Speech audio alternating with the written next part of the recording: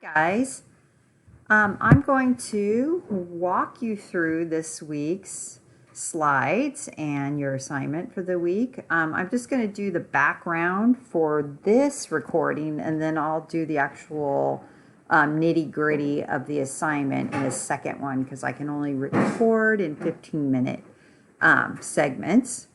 So we are continuing on with our case study of exploring how communication in a civilization is linked to power.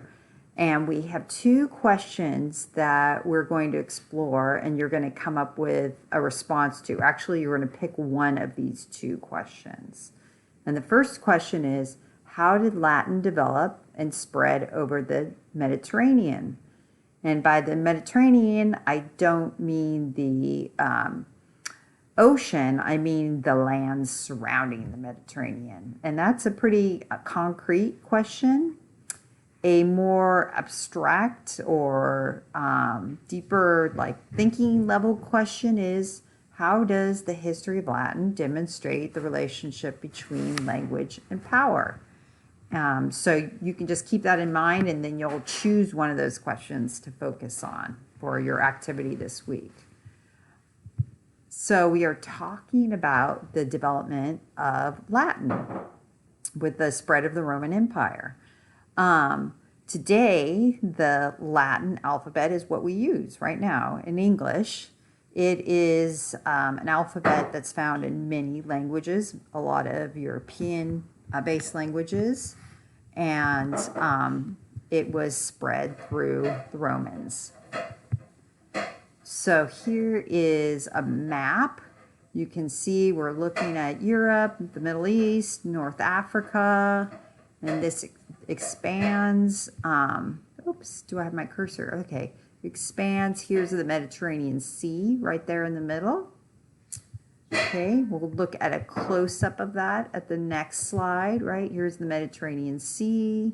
Again, here is the Italian peninsula, right? It looks like a boot. That's where the Romans started. And we have Spain, Turkey, modern-day Turkey, and then this is North Africa.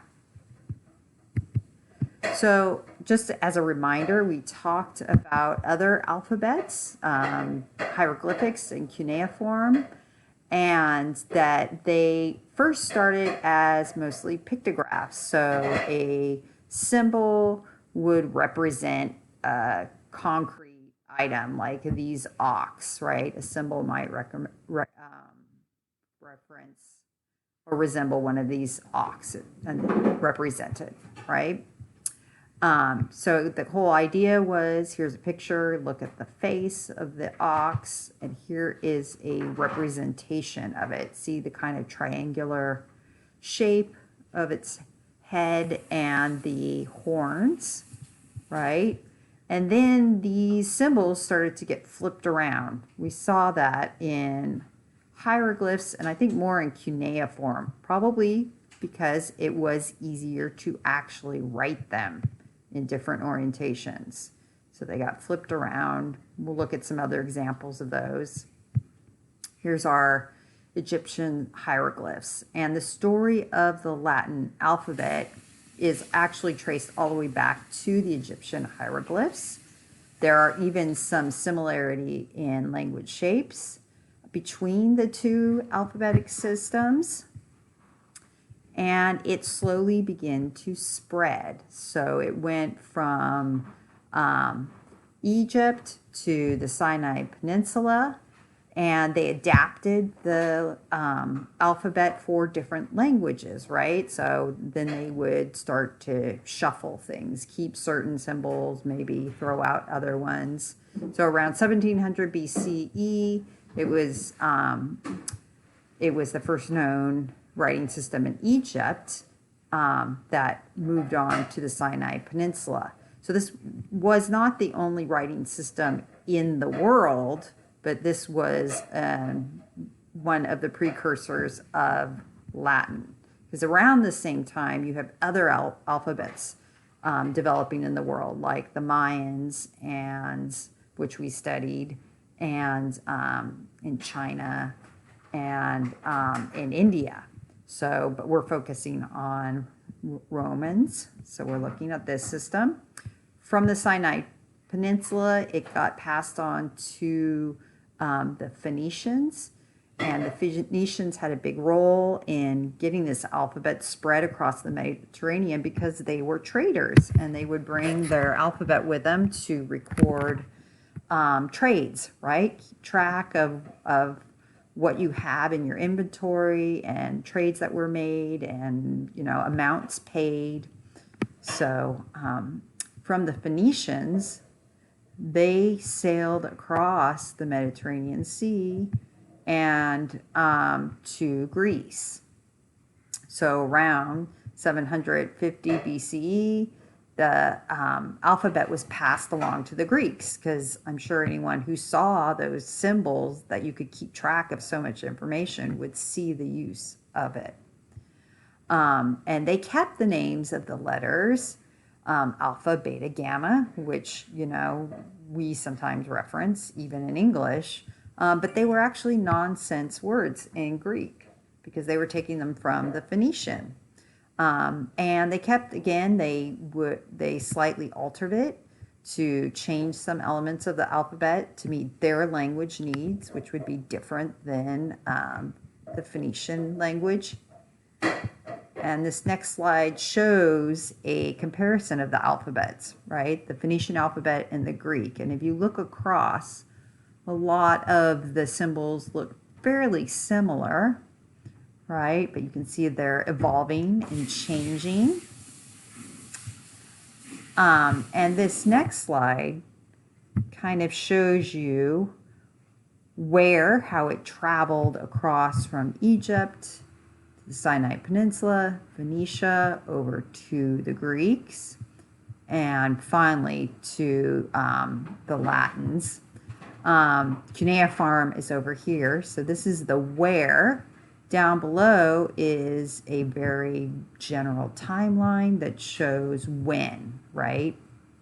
So there's the Egyptian hieroglyphs and the Mesopotamian cuneiforms that we studied. And here, as you go further along the timeline, it shows when other civilizations came into play and picked up on these alphabets. So from the Greeks, they passed the alphabet along to actually the Etruscans in Italy, because the Etruscans at that time were the dominant civilization. And the early Romans then picked up the alphabet and this Greek alphabet at the time and adapted it for their language. So the Roman alphabet, which is applied to their language, which is Latin, kept many of the Greek alphabet letters. But again, they adapted it to fit their spoken language. They got rid of a lot of guttural sounds because they don't have guttural sounds. We don't really have guttural sounds in our language. You hear guttural sounds in languages like Arabic, and I'm sure there are many other ones, but that's the one I think of, where you're making the sound from the back of your neck. So they reuse those to new letters like C and G, and they created a few new letters, and they omitted some letters they didn't need. So like originally Z got cut, but then they put it back in.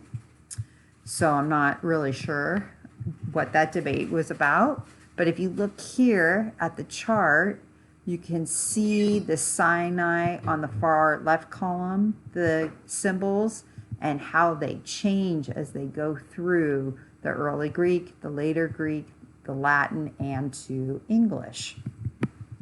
Right, so you can see how it evolves over time. All right. So I'm going to skip over. Okay, this is what we are looking at for the evolution of Latin, where and when, again. And then these next couple slides, I'm just going to have you look at more closely if you want. It's on the timeline, and it's focusing more some highlights on Latin, the Roman alphabet, right? And some pivotal moments in their the development of their language. You can look at that on your own. So those slides cover like the origin of the writing system, the communication system. And now we're going to look at how did this alphabet spread. And I'm not going to go super deep into these. I'm just going to kind of overview them. But here is some background. What they called this process is called Romanization.